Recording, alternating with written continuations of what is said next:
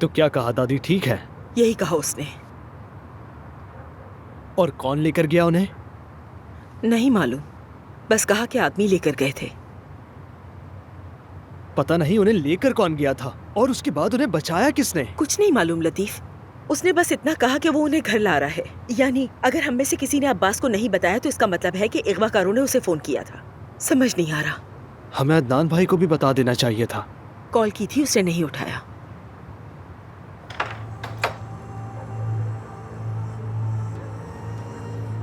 वो आ गई हैं। दादी जान।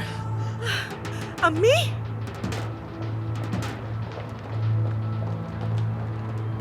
अम्मी, अम्मी, क्या हुआ अम्मी आपके साथ? मुझे लगा मैं मर जाऊं, तुम लोगों को आखिरी बार भी नहीं देख सकूंगी मैं। या मेरे अल्लाह। दुआ, चलो इन्हें कमरे तक ले चलते हैं। आराम से अम्मी। अजमत साहिबा,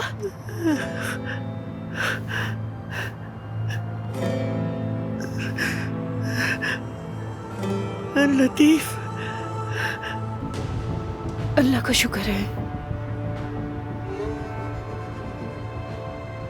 आखिर किसने किया ये? कहीं आप ही ने तो नहीं किया?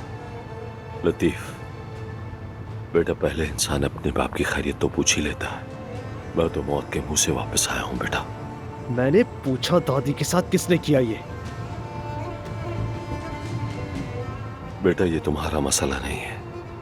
जिसने ये किया है मैं उसको सजा दूंगा, तुम बिल्कुल बेफिक्र रहो। बेहतर यही है आप कुछ ना करें। जानते हैं क्यों? क्योंकि इस तरह हम खैर महफूज हो जाएंगे। बेटे, जाओ अपनी दादी के पास जाकर बैठो। अभी सभी लोग टेंशन में हैं। खुद को परेशान मत करो। जाओ बेटा, चलो शाबाश।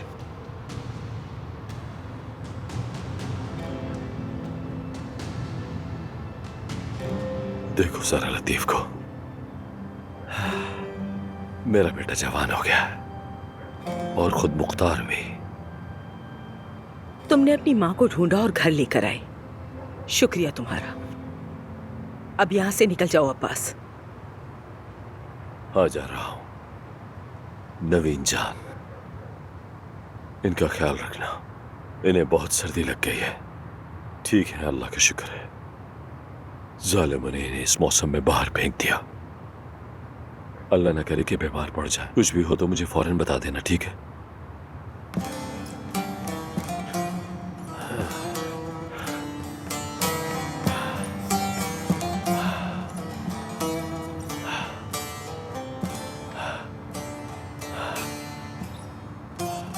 अगर मेरी अम्मी को कुछ हो जाता तो शायद कभी उन्हें देख नहीं पाता,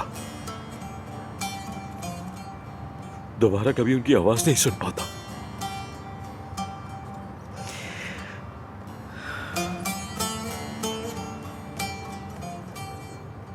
ये सब मेरी गलती है, सब मेरी गलती है।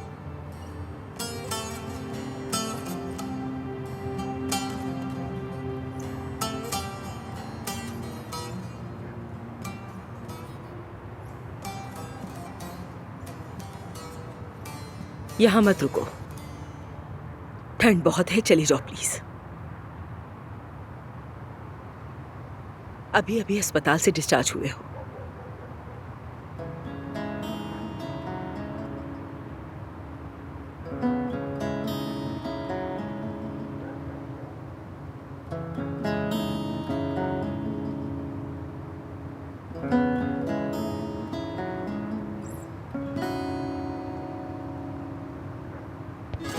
Karanlık bir gece yol görünmüyor.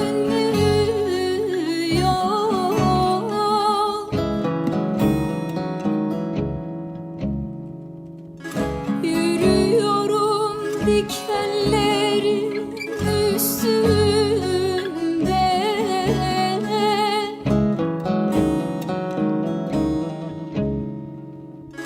Kara çalı bana aman vermiyor.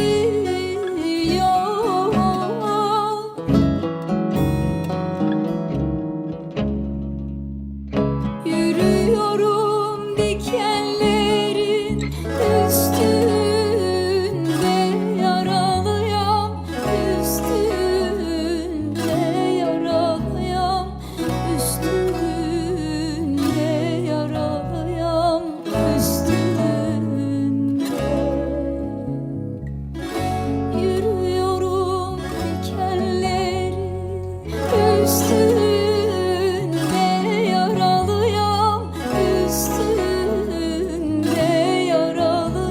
üstünde yaralayan üstünde. Yürüyorum dikenleri üstünde yaralayan üstünde yaralayan üstünde. मैंने कहा ना छोड़ो मुझे, मैं तुम सबको देख लूंगा तुम सबको, याद रखना। तुम यहाँ क्या कर रहे हो? पता नहीं, लगता है मार खाना मुकद्दर बन गया है। थू। क्या बहराम यहाँ है? वो तुमसे मिलना नहीं चाहते। वाकई में? सुनो बहराम, घर से बाहर निकलो।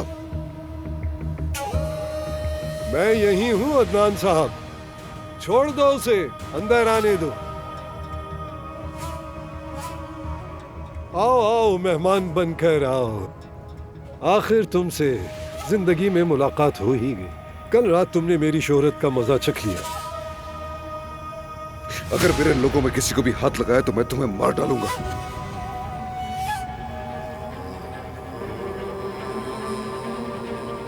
अगर तुमने मुझे यहाँ मार भी दिया तो फिर भी तुम औजगिच खानदान के कहर से बच नहीं पाओगे।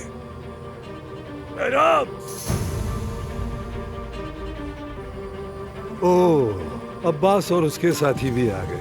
खुश आमदीद अब्बास। तुम खुद को क्या समझते हो?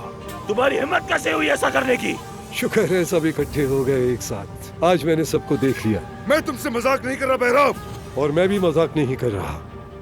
तुम्हारा खानदान जानता है कि मैं क्या हूँ। अगर मैं आज मर भी जाऊं तो भी उस गुजों की ताकत कम नहीं होगी। जब तक हर दमीर कान 6 फीट जमीन के अंदर ना पहुंच जाए, मेरे लोग उस वक्त तक आराम नहीं करेंगे। ये बात दिमाग में बिठा लो। अदनान, इससे मुझे निपटने दो तुम।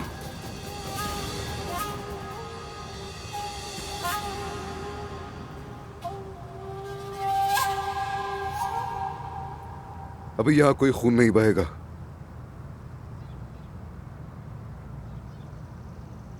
क्योंकि वैसे भी ये यही चाहता है। हम जा रहे हैं। सुहा, तुम चलो हमारे साथ। सोहा नहीं आएगी तुम्हारे साथ। लेकिन सोहा यहाँ भी नहीं रह सकती। जहाँ गुस्सा औरतों पर निकाला जाता है वहां सोहा का क्या काम? सोहा मेरी बीवी है और इसकी हिफाजत करना मेरा फर्ज है। हाँ, अगर मैं नाकाम हो गया तब आकर हिसाब लेना मुझसे, मगर तब तक ये मेरे साथ रहेगी। सोहा, ठीक हूं मैं भाई।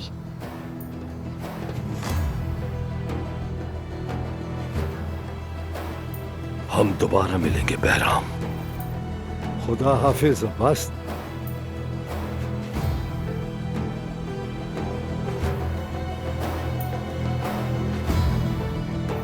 भतीजे, क्या हम इस कमीने को ऐसे ही छोड़ देंगे? ऐसा हरगिज नहीं होगा चाचा। मगर कोई गोली भी नहीं चलाएगा। कोई भी मुझसे पूछे बगैर कुछ नहीं करेगा, समझे? जैसा तुम चाहो अदनान।